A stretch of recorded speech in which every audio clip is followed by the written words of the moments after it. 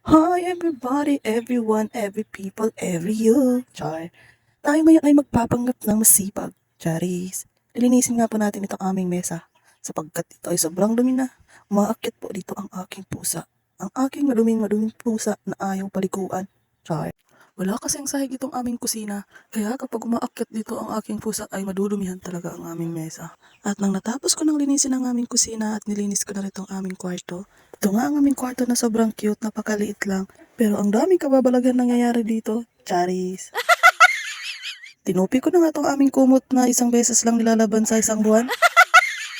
At nilabas ko na din nga po itong aming labada na pagkadami-dami. Minsan napaisip na lang talaga ako na gusto ko na lang to ipaanod sa sapa. Nagwalis-walis na nga muna ako dito habang hinihintay ko si Don Pepot dahil nakita ko nga ay nakuha niya na ang aking parcel. Dumating na nga si Don Pepot at dala niya na ang aking parcel. Ito nga pala mga kurtina na pinag-check out ko sa TikTok. Alam niyo ba na sobrang mura lang ng kurtina na yan? Hindi niyo akalain na tag 25 pesos lang yan. At napakaganda pa ng kulay at ang mga design. Ito ay manipis nga lang pero okay lang, sakto naman to sa kanyang price. Yung puti nga pala ay sobra kong nagustuhan at yan pala ay lalagay ko sa aming kwarto. At ito nga pala ay sofa cover na pina-order sa akin ni Auntie. At ito nilagay ko na nga ang cover sa aming sofa. Napakalambot nga pala nitong tela at napakalamig sa balat.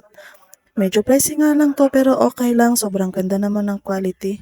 Dito nga pala ay nagpatulong na ako kay Don Pepot dahil hindi ko alam kung paano ipasok. At nilagay ko na nga itong pang-ipit sa gilid-gilid para hindi matanggal ang cover. At medyo nangahirapan nga ako dyan sa kabila dahil ayaw pumasok. Natapos ko na nga ilagay ang cover sa aming sofa at dito naman ako sa aming kurtina. Tinanggal ko na nga ang luma naming kurtina at pinalit ko na tong bago.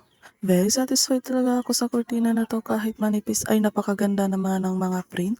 Kita niyo naman isa na to ay parang yayamanin ang print. Ito naman isa ay kulay pink. Ang aliwalas talaga tingnan pag ganito lang ang mga kulay ang makikita mo. At ayan, inayos-ayos ko nga lang dito at kita niyo naman sobrang ganda talaga ng kurtina na to. Kung gusto niyong umorder ay huwag kayong mahiyang i-PM ako.